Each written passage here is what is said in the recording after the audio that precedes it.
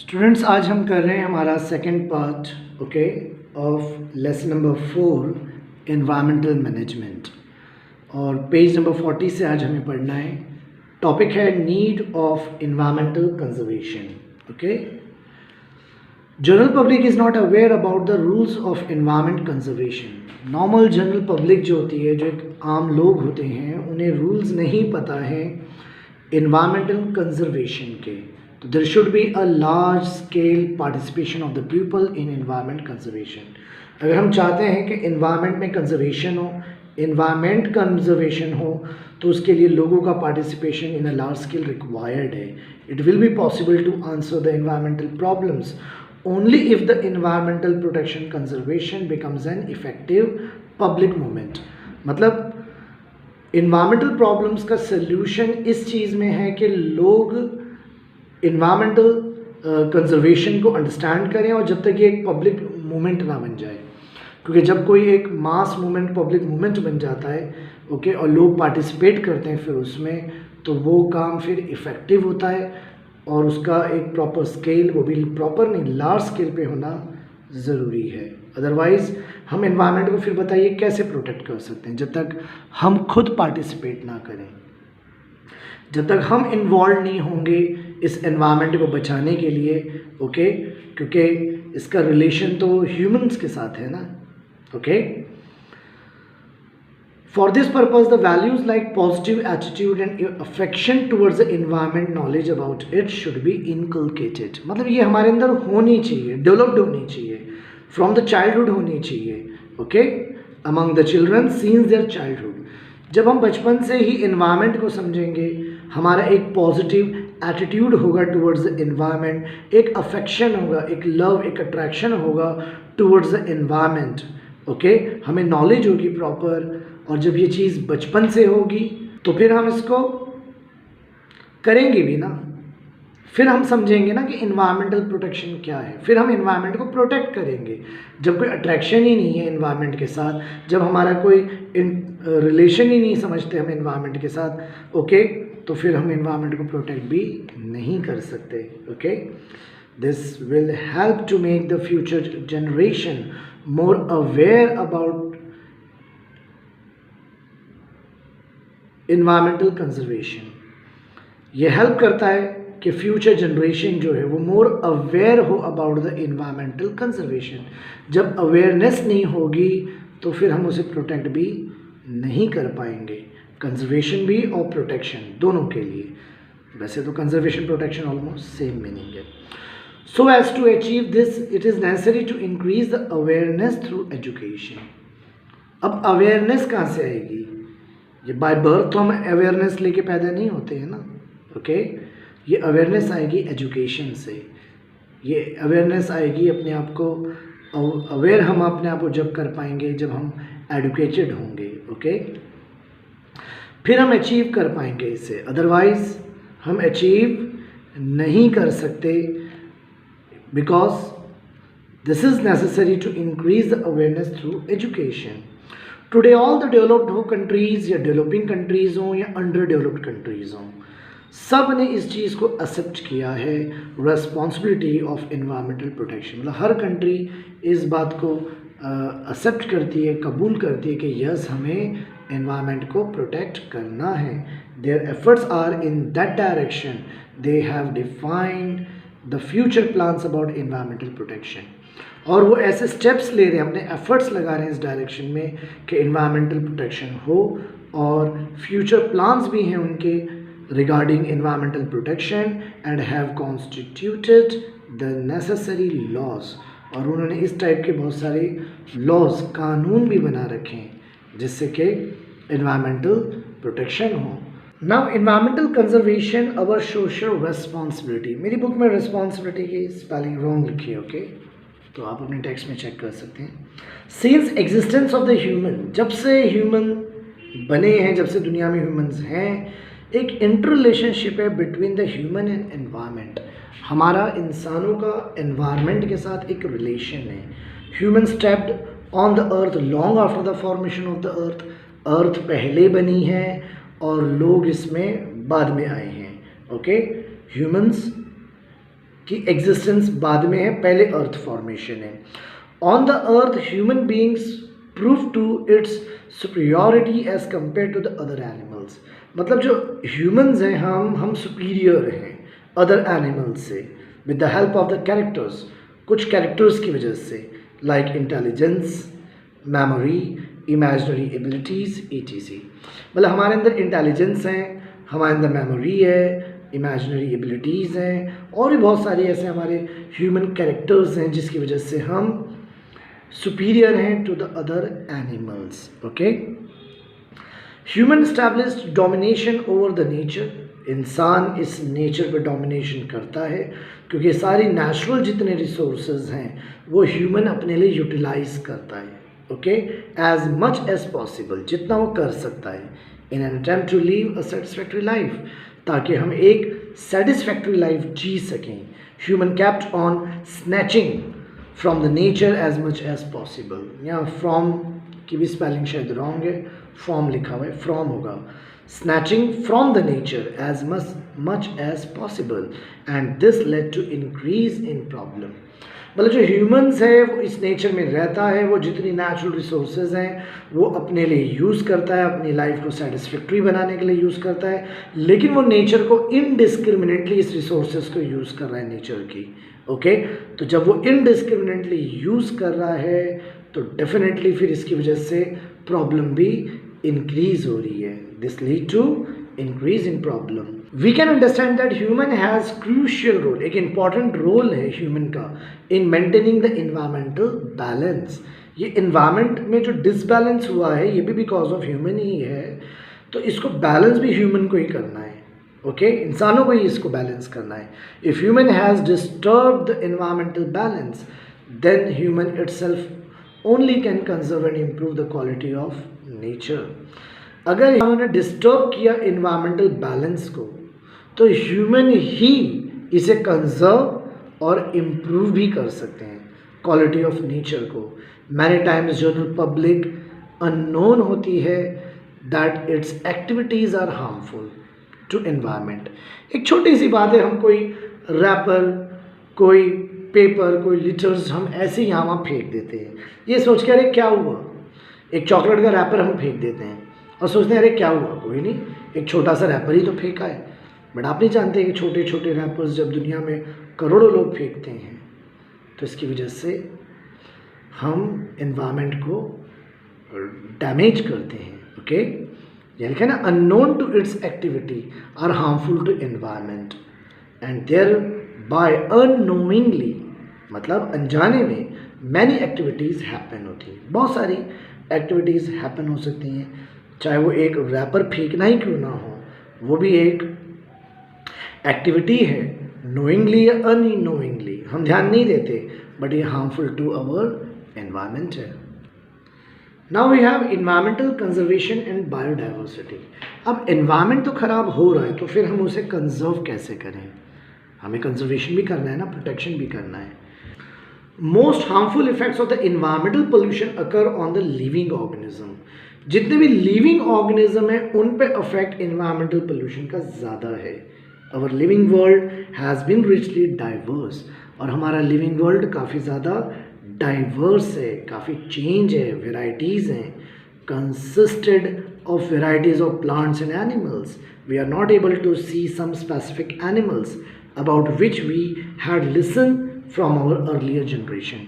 कुछ ऐसे एनिमल्स हैं, कुछ ऐसे प्लांट्स भी हैं, ट्रीज़ भी हैं जिसके बारे में हमने अपने अर्लियर जनरेशन से, अपने फोर फादर से हम सुनते आ रहे हैं, बट हमने उसको we are not able to see it, हमने उसको देखा नहीं है या देख नहीं पाए हैं या देख नहीं पाते हैं, आज वो हमें नज़र नहीं आते हैं। Who is responsible for this, कौन रिस्पॉन्सिबल है फिर? Biodiversity is the richness of the living organism in nature. Biodiversity का मीनिंग ही होता है richness of living organism in nature. Presence of varieties of organism की वजह से ecosystem, genetic variation with in a species, species भी कहते हैं, species भी होता है। Biodiversity occurs at 3 different levels, इसके 3 डिफरेंट लेवल्स हैं।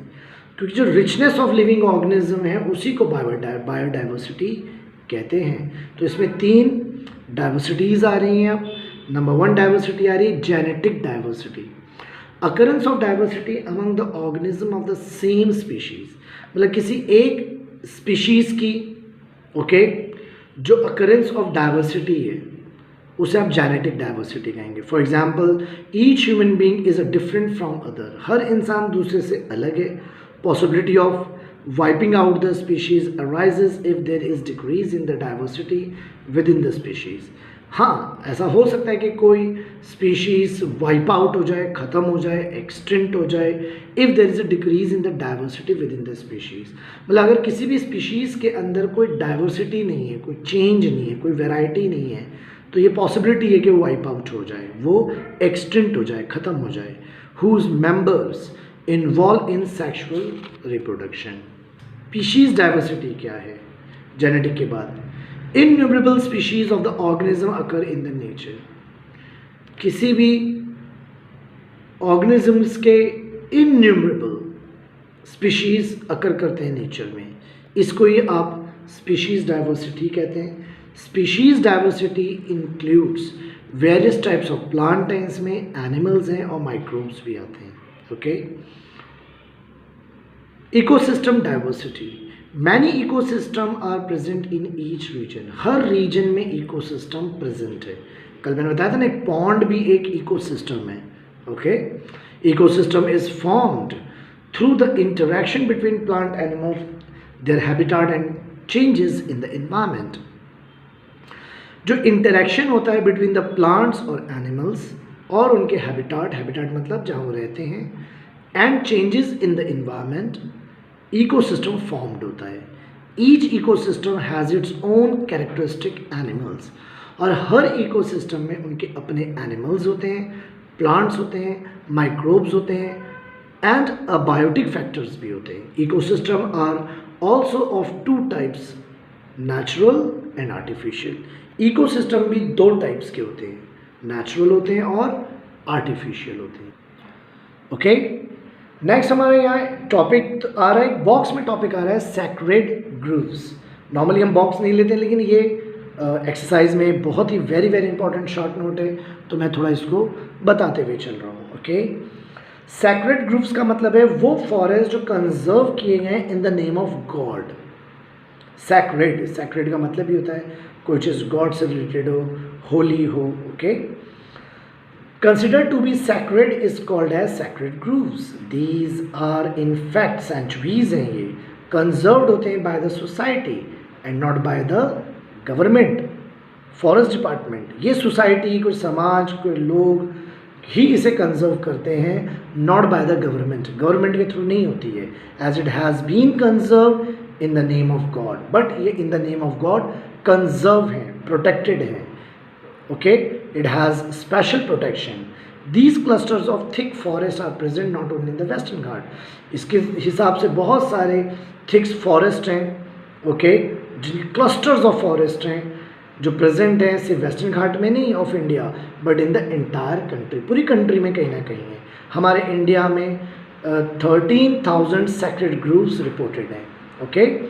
And where are such sacred groves in Maharashtra, make a list of it. अब वो आपको असाइनमेंट दे रहा है कि महाराष्ट्र में कहाँ है, तो आप लिस्ट बनाएं। बट ऊपर का पैराग्राफ एक इंपॉर्टेंट शॉर्ट नोट एक्सरसाइज में वेरी इंपॉर्टेंट है, इसलिए मैंने इसको हैंड टू हैंड ले लिया ताकि आप उसकी लर्निंग भी कर सकें। Till now we have studied the rules of and regulation. अब तक हमने रूल्स एंड रेगुलेशन के बारे में पढ़ा, इन्वायरमेंटल कंजर्वेशन के किस तरह हम इन्वायरमेंटल को बचाते हैं, इन्वायरमेंट को और प्रोटेक्ट करते हैं। इस लेसन में अब तक हमने ये पढ़ा। Many people in the society are voluntarily coming together to perform this noble work. बहुत सारे लोग हैं जो समाज में हैं, जो अपने मन से, अपनी मर्जी से आते हैं और इस नोबल वर्क को करने के लिए, यानी इन्वायरमेंट को प्रोटेक्ट करने के लिए बहुत सारी एक्टिविटीज़ करते हैं, बहुत सारे काम करते हैं। मैनी इंस्टीट्यूट्स भी हैं at state, national, international level, जिसके नीचे नाम भी आ रहे हैं, जस्ट नेम है। ये वॉलंटरी ऑर्गेनाइजेशन है नेशनल इंटरनेशनल लेवल पे, जिनका काम ही है प्रोटेक्ट करना, इन्वायरमेंट को कंजर्वेशन करना। अब नेक्स्ट टॉपिक है हमारा अब नेक्स्ट टॉपिक है हमारा हॉटस्पॉट ऑफ डाइवर्सिटी। अभी लेसन ज़्यादा बड़ा नहीं रह गया है, तो क्यों ना हम चलो इसको एक ही पार्ट, मतलब ये सेकंड वाले पार्ट में एंड करके आपको एक्सरसाइज से इंपॉर्टेंट क्वेश्चन दे देते हैं। और बॉक्सेस के बारे में पहले ही बोल चुका हूँ, इसके लिए हम सेपरेट असाइनमेंट बना रहे हैं, बनाते हैं। ओके, चलिए। Hotspots of diversity, 34 highly sensitive biodiversity spots हैं are reported all over the world, पूरी दुनिया में 34 हाईली सेंसिटिव बायोडाइवर्सिटीज़ हैं। Such areas had once occupied 15.7% area of the earth. ऐसे एरिया ने ऑक्युपाई कर रखा था पूरे अर्थ का 15.7%। At present 86% of the sensitive areas जो हैं आर ऑलरेडी डिस्ट्रॉयड। मतलब जितने भी हमारे सेंसिटिव एरियाज थे, ओके, उसमें से 86% तो डिस्ट्रॉय हो चुके हैं। Presently only 2.3 area of the अर्थ, पहले कितना था 15.7, अब कितना लिखा हुआ है 2.3% area of the earth has been left, बस बचा है over with sensitive spots. It includes 1,50,000 plant species हैं which are 50% of the world account. मतलब 1,50,000 प्लांट स्पीशीज़ हैं जो पूरी दुनिया का 50% है। As far as India is हाँ, इंडिया की बात करें तो 135 species of animals, 135 species of animal, 85 species are found in the jungle. 135 में से जंगल में है, ईस्टर्न घाट रीजन के। Found in the jungle of eastern region, जो हमारे इंडिया का ईस्टर्न पार्ट है। अबाउट 1500 एंडेमिक प्लांट्स हैं। एंडेमिक का मतलब एक ऐसी चीज़ को एंडेमिक कहते हैं जब इन पॉपुलेशन को एक्चुअल में एंडेमिक कहते हैं, या जो चीज़ पर्टिकुलरली किसी एरिया में फाउंड होती है उसे भी एंडेमिक कहते हैं। ओके, तो अबाउट 1500 एंडेमिक प्लांट्स हैं, यानी पॉपुलेशन ऑफ प्लांट 1500 है, आर फाउंड इन वेस्टर्न घाट। ये वेस्टर्न घाट, ये जो हमारा घाट है वेस्टर्न घाट में है। क्लासिफिकेशन ऑफ थ्रेटेंड स्पीशीज़, मतलब वो स्पीशीज़ जो थ्रेटेंड है, थ्रेटेंड यानी वो स्पीशीज़ जो ख़त्म हो रही हैं, जिनकी जो हमें अब एक्सटेंट होती जा रही हैं। ओके, इसमें 4 टाइप की स्पीशीज़ आ रही हैं। Number 1, endangered species. Either number of these organism is declined और देयर हैबिटेट इज श्रिंक। या तो नंबर ऑफ दीज स्पीशीज़ या number of these organism decline हो रहे हैं, या उनके हैबिटेट जहाँ वो रहते हैं वो श्रंक हो रहे हैं, ख़त्म होते जा रहे हैं, कम होते जा रहे हैं। Okay, to such an extent that they can be extent in the new future. मतलब उनके हैबिटेट इस तरह से कम होते जा रहे हैं, छोटे होते जा रहे हैं कि आने वाले नियर फ्यूचर में वो एक्सटिंक्ट हो जाएंगे, एक्सटेंट यानी बिल्कुल ख़त्म हो जाएंगे, फिर हमें नहीं मिलने वाले वो। If conservative measures are not implemented, अगर आपने कंजर्वेटिव मेजर्स नहीं किए, अगर आपने उसको कंजर्वेशन नहीं किया, तो ये स्पीशीज़, ये ऑर्गेनिज्म डिक्लाइन होते होते एक्सटिंक्ट हो जाएंगे। ये फर्स्ट क्लासिफिकेशन है थ्रेटेंड स्पीशीज़ में, एंडेंजर्ड स्पीशीज़। इसके एग्जाम्पल में लायन टेल मंकी और लेसर फ्लोरिकन एग्जाम्पल आ रहा है। रेयर स्पीशीज़ सेकेंड है rare species. Number of these organism is considerably decline. ये ऑर्गेनिज्म काफ़ी डिक्लाइन हो चुके हैं। Organism of these species being endemic में बिकम एक्सटिंक्ट। ये एंडेमिक हो चुके हैं और एक्सटिंक्ट भी हो जाएंगे, हो रहे हैं वेरी फास्ट। इसमें रेड पांडा है, मस्क डियर है। Vulnerable species, okay, number of these organism is extremely less. In ये नंबर ऑफ ऑर्गेनिज्म वो हैं जिनके नंबर ऑलरेडी वेरी लेस हैं एंड कॉन्टिन्यू टू डिक्लाइन, और कम होते जा रहे हैं। Okay, continuous declining in their number is very some reason. मतलब ये एक वरी की बात है, इस तरह से उनके नंबर ऑफ स्पीशीज़ का डिक्लाइन होना। ओके, जिसमें टाइगर लायन आ रहे हैं। अब ये तो लेसन में आपको मैंने स्टार्टिंग से ही बताया है कि जो भी एनिमल है, ऑर्गेनिज्म है, चाहे प्लांट किंगडम हो, एनिमल किंगडम हो, ये इस इकोसिस्टम, इकोलॉजी, इन्वायरमेंटल बैलेंस के लिए सब रिक्वायर्ड है। ओके, सबकी रिक्वायरमेंट है हमें, इसलिए हम स्पीशीज़ की स्टडी करते हैं कि कौन एंडेंजर्ड है, कौन रेयर है, कौन वनरेबल है। और लास्ट हमारा है indeterminate species. These organisms appear to be endangered, but due to their some behavioral habits like shyness, there is no definite and substantial information. मतलब ये ऐसी कुछ स्पीशीज़ के बारे में, इनडिटर्मिनेट स्पीशीज़, जिनके बिहेवियर की वजह से हम उनके बारे में ज़्यादा इन्फो नहीं रखते हैं, इन्फॉर्मेशन नहीं है, ठीक है ना। फॉर एग्जाम्पल यहाँ पर एक जाइंट स्क्विरल का एग्जाम्पल आ रहा है। Okay, so this is all about your lesson number 4 science 2 environmental management. Okay, इसमें मैंने आपको word to word almost mark करते हुए, वो जो मैंने ग्रीन मार्क किया है वो नोट्स हैं एक टाइप के, प्लीज़ आप टेक्स्ट में उसे मार्क करते हुए इसको रीड करें एक बार, फिर अंडरस्टैंड करने की कोशिश करें, और ये नोट्स भी हैं। बॉक्स वाला पार्ट, एक्स्ट्रा पार्ट, हम एक सेपरेट असाइनमेंट करेंगे। मैं नहीं चाहता हूँ कि टेक्स्ट के कंटेंट को आप मिक्स कर दें उस एक्स्ट्रा पार्ट से। ओके, वो भी करेंगे, लेकिन उसके लिए हम separate lecture as a revision लेंगे। तो मैंने आपको टेक्स्ट का कंटेंट एक्सप्लेन किया है। अब कुछ इंपॉर्टेंट क्वेश्चन है, जैसे क्वेश्चन नंबर 2 इंपॉर्टेंट है, 3 का BCD इंपॉर्टेंट है, 6 का A इंपॉर्टेंट है, D इंपॉर्टेंट और F इंपॉर्टेंट है। ये आपके इंपॉर्टेंट क्वेश्चन है। आप पहले इन क्वेश्चंस को ट्राई करें, बाकी भी कुछ इंपॉर्टेंट क्वेश्चन हैं यहाँ, बट ये ज़्यादा इंपॉर्टेंट है। Something is better than nothing. आप प्लीज़ इतना करें, फिर हम टच में रहेंगे। हम एक बार एक काम करके बंद करने वाले थोड़ी ना है कि एक बार किया और अब फिर हमें हाथ ही नहीं लगाना है लेसन को ना। हम रिपीट करेंगे लेसन्स को, तो उसमें हम आपको एक्स्ट्रा चीज़ें फिर बताते चलेंगे। ओके, सो कोई भी प्रॉब्लम है तो मुझसे डाउट पूछें, प्रॉब्लम भेजें मुझे, वो डाउट आपके सॉल्व किए जाएंगे। Okay, thank you.